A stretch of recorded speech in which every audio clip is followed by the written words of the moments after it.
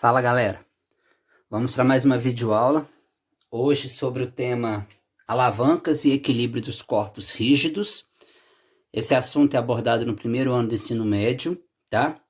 Para ilustrar aqui a capa do nosso slide, eu coloquei aquela brincadeira que a gente vinha no parquinho, tá? Aquela gangorrazinha, e eu coloquei os móveis que a gente encontra em berços, tá? Então, quando a gente fala de equilíbrio dos corpos, quer dizer que o corpo não pode rotacionar. Então, o que acontece? Quando você brinca naquela gangorra do parquinho, se você tiver o mesmo peso do seu amigo, essa gangorra, essa barra da gangorra vai ficar em equilíbrio, ou seja, vai ficar parada. Ela não vai nem rotacionar no sentido horário, nem no sentido anti-horário. Então, a gente vai tratar dessa situação de equilíbrio dos corpos rígidos, ou seja, são corpos que possam movimentar no sentido transladar, ou seja, rotacionar, desculpa, no sentido horário, no sentido anti-horário, e de que maneira que eles tenham um ponto de apoio e esse ponto de apoio é fixo. Então, basicamente, a gente vai estudar então o equilíbrio dos corpos, onde você tem o corpo que pode rotacionar com ele apoiado em algum ponto, tá? Algum ponto dele ele pode ser fixo. E as alavancas, é claro, né? As alavancas são usadas para quê? São máquinas simples, usadas para poder facilitar o nosso dia a dia, tá? Então, Arquimedes foi o grande descobridor dessa parte das alavancas. Então, ele fala até uma frase muito importante que nós vamos ver aqui. Então, como vocês podem ver aqui no desenho, como esses dois garotos eles estão sentados em relação ao ponto fixo, que é o eixo aqui, ó. Eles estão em diferentes de distâncias, isso quer dizer que eles não têm o mesmo peso, tá? Então, para poder ficar em equilíbrio, provavelmente esse aqui, ó, esse garoto que está mais próximo do ponto de apoio, com certeza ele tem um peso maior para poder equilibrar com o outro garoto que tem um peso menor. Então, a gente vai falar desses pesos dos garotos, desses braços de potência, braços de resistências. A gente vai falar disso aí, tá? E o móvel é esse brinquedo onde você tem várias coisinhas penduradas, tá? De maneira que eles têm que estar em equilíbrio para poder não ficar um mais para baixo, um mais para cima, tá? A gente vai ver isso agora também. Então, vamos lá. Bom, o conceito é a aplicação das alavancas. Então, vamos lá, o que Arquimedes falou. Se me derem uma alavanca e um ponto de apoio, deslocarei o mundo, tá? Então, essa foi a frase dita por Arquimedes para descrever a função de uma alavanca. Ela constitui-se de uma máquina simples, foi o que eu falei. Máquinas simples são os dispositivos que facilitam o nosso dia a dia. Então, a gente tem as alavancas, a gente tem as rodanas ou polias, tá? Ela é utilizada para poder facilitar a execução de um trabalho e tem a capacidade de multiplicar a força aplicada sobre ela, tá? Então, essa é a função da alavanca.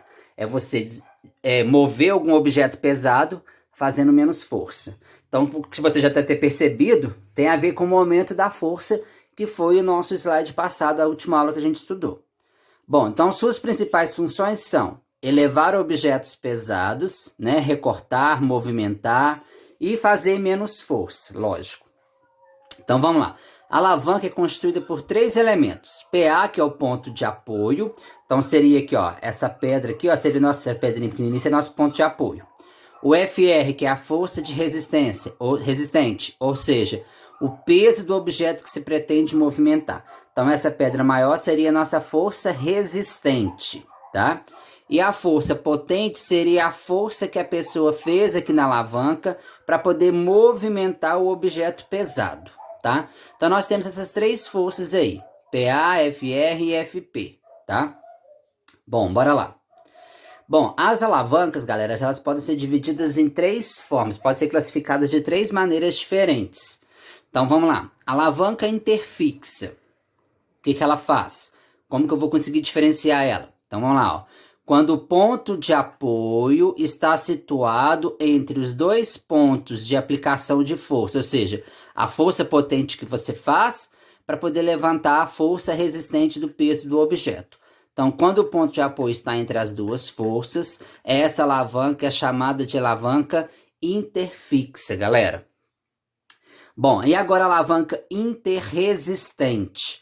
A força resistente ela está entre o ponto de apoio e a força potente. Então, ó, o ponto de apoio está aqui numa das extremidades e a força resistente ela está entre o ponto de apoio e a força potente que você faz, tá? Então, essa alavanca aqui, ela não é uma alavanca muito boa, que, consequentemente, você vai ter que fazer uma força muito grande para poder levantar o objeto quando o ponto de apoio está numa das extremidades da alavanca.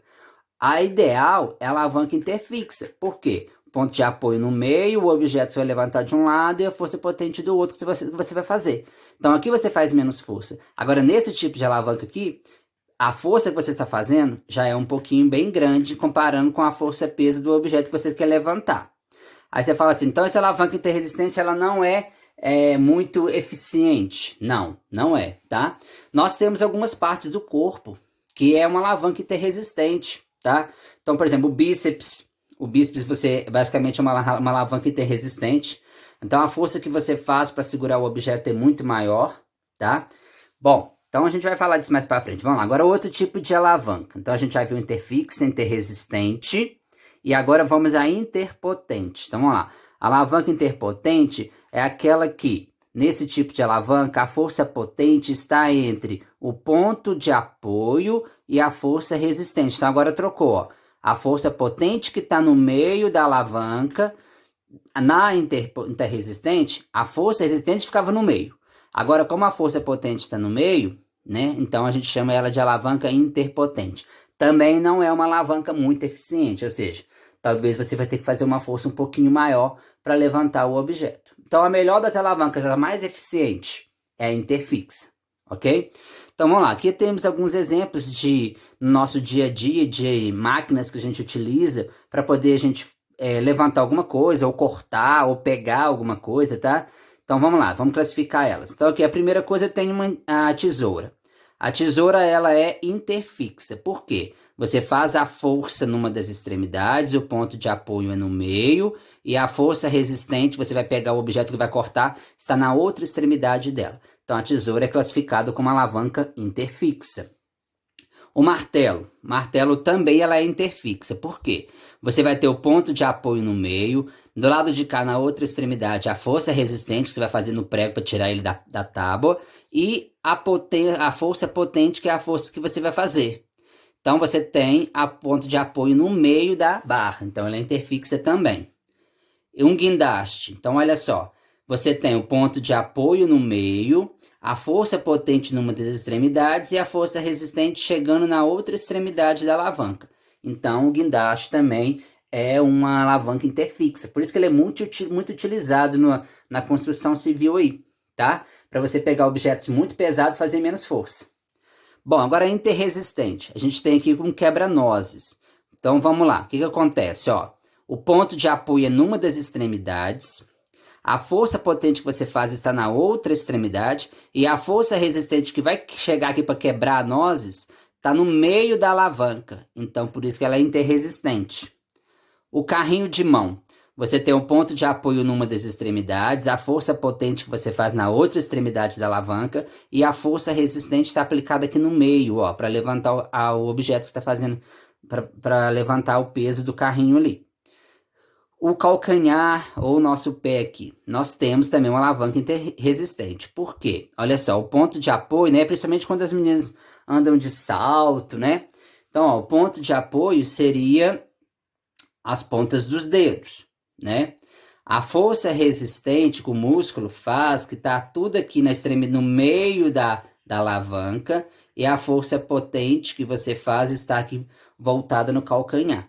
Então, você tem força resistente no meio da alavanca. Então, por isso que ela é chamada de interresistente. Agora, alavancas interpotentes. Vamos lá. Esse pegador aqui, que a gente usa para poder pegar salada, alguma coisa assim. Então, vamos lá. Você vai fazer, o ponto de apoio é aqui, ó, numa das extremidades. Você aplica a força potente aqui no meio da alavanca. E a força resistente, que você vai pegar o objeto ou levantar ele, está na outra extremidade da alavanca. Quando você vai pescar, você usa uma vara de pescar. Ela também não é muito eficiente. Por quê? Presta atenção, ó. O ponto de apoio é aqui. Normalmente a gente apoia ela na barriga, né? No abdômen aqui. Então você apoia essa vara no abdômen. Você faz a força a força potente nela no meio da vara, e a força resistente vai chegar lá na outra extremidade para poder levantar o peixe, tá? Então também não é uma alavanca muito eficiente, talvez você tenha que fazer muita força para tirar um peixe que talvez é um peixe pequenininho, tá? Que nem é tão pesado assim. Bom, aí aqui, ó, que eu falei com vocês, ó, o nosso bíceps aqui. Quando você vai segurar uma bola, quando você faz uma atividade física na academia, o músculo do bíceps, ele fica muito forçado. Por que ele vai ser muito forçado, muito exigido? Porque olha pra você ver, gente, vamos entender. O ponto de apoio seria o cotovelo. Então, a extremidade da alavanca seria, uma das extremidades seria o ponto de apoio. A outra seria a força resistente, que você vai levantar, a força peso do objeto que você vai levantar. E o bíceps, ó, o músculo, ele fica aqui no meio. Então, a força potente que você está fazendo aqui, ela está bem no meio entre o ponto de apoio e a força resistente. Então, ou seja, o bíceps também ele não é muito eficiente. Você vai fazer uma força muito maior para poder levantar o peso do objeto que você está tentando levantar, tá? Então, por isso que é uma alavanca interpotente. Então, de todas as alavancas que a gente faz menos força, que é mais eficiente, é as alavancas interfixas. Mas as outras a gente tem elas no nosso dia a dia, a gente precisa delas, tá? Então, isso é só para a gente poder classificar elas, a diferença, galera. Bom, agora vamos ver uma vantagem mecânica. Como que a gente mede a vantagem mecânica, ou seja, a eficiência de uma alavanca? Então, vamos lá. A eficiência de uma alavanca para mover uma resistência ou um peso para levantar alguma coisa é dado pela vantagem mecânica. Então, vamos lá. Vantagem mecânica é igual o braço de potência dividido pelo braço de resistência. Então, vamos lá. O braço de resistência é a distância do ponto de apoio até o objeto que você vai levantar. Então, isso aqui é chamado de braço de resistência, essa distância aqui. E o braço de potência é a distância da força que você fez para levantar o objeto em relação ao ponto de apoio, tá? Então, se você pegar esse braço de força, essa distância, e dividir pelo braço de resistência, que é a outra distância, você vai ter que encontrar um valor, ó, menor do que 1, quer ver? Então, vamos lá. Ó, quando o valor da vantagem mecânica é igual a 1, quer dizer que a força necessária para poder movimentar uma resistência ou levantar um peso é exatamente igual à força que você está fazendo. Então, ou seja, a alavanca não está te ajudando em nada, né? Assim, ajuda um pouquinho, por quê? Porque se você fosse pegar esse objeto com a mão, trazê-lo do chão até uma certa altura, com certeza você tinha que fazer uma força maior do que o peso do objeto. Então, a alavanca aqui está garantindo uma vantagem para você. Você está fazendo uma força pelo menos igual ao peso do objeto que você está tentando levantar. Tá. Agora, quando que a vantagem mecânica, se o valor dela for maior do que 1? Então, quer dizer que a força necessária para poder movimentar ou para levantar esse objeto é menor do que a resistência. Então, é isso. Ó. Então, na verdade, para você ter a garantida uma vantagem boa da alavanca, na hora que você dividir lá o braço de força pelo braço de potência, tem que dar um valor de valor vantagem mecânica maior do que 1. Porque aí sim, você vai fazer uma força, né, menor do que a resistência. E agora, quando que a gente encontra quando a vantagem mecânica é menor do que 1? Quer dizer que a força necessária para poder movimentar uma resistência, levantar um peso, é maior do que a resistência, ou seja, maior do que o peso dele. Então aí você já vai estar em desvantagem. Por quê? Porque você está tentando levantar um objeto que tem um certo peso e você está fazendo uma força bem maior do que o necessário. Então, quando a vantagem mecânica for menor do que 1, ela é menos eficiente. Quando for maior do que 1, é mais eficiente. Quando for igual a 1, tá na eficiência, mas não tá muito assim também não, tá? Já tá bom, mas poderia melhorar. Bom, continuando. O centro de gravidade. Vamos falar sobre o centro de gravidade, galera. O centro de gravidade é aquele ponto onde a gente pode marcar o peso do objeto. Só que nós temos corpos, né, no nosso dia a dia, nós temos corpos que têm simetria, que têm formatos, que têm distribuição de massa, que não é homogênea. Então, por exemplo, quando você tem um quadrado, a distribuição de massa dele é igual em todas as partes desse corpo. Então, o centro de gravidade é exatamente no meio dele, tá? Mas quando o corpo tem um formato irregular, como que a gente mede esse centro de gravidade? Aí a gente tem que ver a distribuição de massa. Então, dependendo quando você está andando de skate, quando você está andando de bicicleta, se você abaixar ou se você levanta, isso pode mudar o centro de gravidade, galera. Isso pode alterar até a velocidade com que o corpo pode atingir, viu? Então vamos lá. Então o centro de gravidade, também chamado de baricentro, é o ponto de um corpo onde pode ser aplicada a força de gravidade de todo o corpo. É através do centro de gravidade que os corpos atingem ou não o ponto de equilíbrio. Ao observarmos um surfista realizando sua prática esportiva, percebemos que ele abaixa o corpo para permanecer em pé na sua prancha. Ao andar em pé em um ônibus, instintivamente distanciamos nossos pés para não cair. Todo mundo já faz isso. Já abre um pouquinho o pé, por quê? Para você redistribuir o seu centro de gravidade, para você não cair. Então, dependendo da distribuição de massa que você faz, se você abre o pé, se você abre as mãos, se você abaixa, se você levanta, o que você está fazendo? Agacha. Ou seja, isso pode alterar o centro de gravidade de um corpo. Então, olha lá, ao empilharmos objetos, colocamos sempre o maior lado apoiado no chão para poder diminuir a altura total e evitar o tombamento da pilha, tá? Isso todo mundo já sabe. Ó, então aqui a gente tem o surfista aqui, ó. Quando ele está apoiado de cabeça para baixo, assim, na prancha dele, o centro de gravidade fica exatamente no meio dele, mas não muito no meio, porque a massa corporal que está aqui para baixo tem que ser a mesma lá de cima. Então, o centro de gravidade dele desce um pouquinho, quer dizer, sobe aqui quase para a região do abdômen, né? Aqui também, ó, continua na região abdominal, ó. Porque o centro de gravidade dele tem a mesma distribuição de massa de um lado e do outro. Mesma situação quando ele está em pé. Mesma situação que quando ele está em pé também com as mãos levantadas, tá? Então, o centro de gravidade é isso, galera. É onde você marca o peso do corpo, onde está o equilíbrio dele. Tá? A gente vai ver aqui alguns casos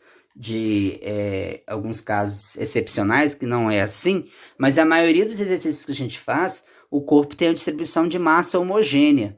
Então, a força de gravidade, o peso dele, o centro de gravidade dele, é exatamente no meio do corpo. É onde você vai desenhar a força-peso, que a gente já até aprendeu a calcular a força-peso e desenhar ela. Ela é para baixo, né? Direção vertical, sentido para baixo.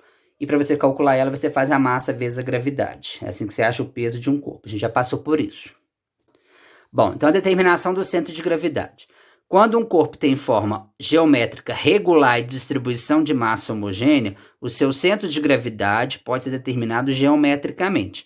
Assim, o centro de gravidade de uma esfera está no seu centro e de uma superfície retangular está no cruzamento de suas diagonais. Então tá aqui, ó. Quando você tem uma esfera, como a distribuição de massa dela é igual, tanto em qualquer região que a gente marcar, então o centro de gravidade é no meio. Quando você tem um objeto meio retangular, o centro de gravidade dele vai ser onde você puxar essas linhas retangular. Então, basicamente é no meio também, galera. Então, ou seja, sempre quando um corpo tem uma distribuição de massa homogênea, o peso dele, o centro de gravidade, vai ser exatamente no meio dele, no centro, tá? Então, lá, em corpos como um anel, então você tem um anel onde você tem um oco lá. O centro de gravidade pode estar localizado fora dele, no centro do anel. Então, ou seja, mesmo que ele seja oco, o centro de gravidade está bem no meio do anel, tá? Então, não interessa se o círculo ele é fechadinho, todo coberto por massa, ou se ele tem um furo, tá? Porque a distribuição de massa aqui nessas regiões todas vão ser iguais, então é lógico que o centro de gravidade vai ser dentro do anel, ou seja, pode estar fora dele, porque não tem massa aqui dentro, tá? Mas segue o mesmo raciocínio. Quando o corpo ele é irregular, o seu centro de gravidade pode ser determinado fazendo algumas experimentações aqui, por exemplo. O que ele faz? Um corpo de forma irregular, como o do desenho abaixo, a seguir pode ter seu centro de gravidade determinado se nós o suspendermos por uma das extremidades. Como você está vendo que o corpo é irregular, se a gente suspender ele, nós vamos traçar uma reta no sentido dado por um prumo, tá? Por ali. Então, a gente vai puxar, se você pendurar ele por essa parte aqui, a gente vai puxar uma linha imaginária, puxando como se fosse a força-peso aqui para baixo, para a gente poder ver aonde que vai cruzar, a gente vai marcar o centro de gravidade. Ó. Em seguida, ele deve ser suspenso por um outro ponto. Então, você amarrou por aqui, pendurou ele. O encontro das duas retas que você traçar é que vai determinar o centro de gravidade do corpo. Então, o centro de gravidade dele é aqui, ó. Não é no meio, porque se fosse no meio, mais ou menos seria aqui, ó. tá? Então, o centro de gravidade desse corpo que tem distribuição de massa irregular, ele é onde essas linhas que você traçou, onde elas encontram, tá? Mas não preocupa com isso não, porque todo exercício que a gente faz, o centro de gravidade é sempre no meio, tá? Aí aqui é a mesma coisa, quando o corpo é irregular, a gente vai traçar que a força-peso dele, ó, o centro de gravidade tem que passar por uma das bases dele, porque se o centro de gravidade passar por uma base que está fora da base dele, ele vai tombar, então ele não vai ficar parado, tá? Bom, agora vamos falar do equilíbrio dos corpos, que envolve o momento da força que a gente já estudou. Então vamos lá.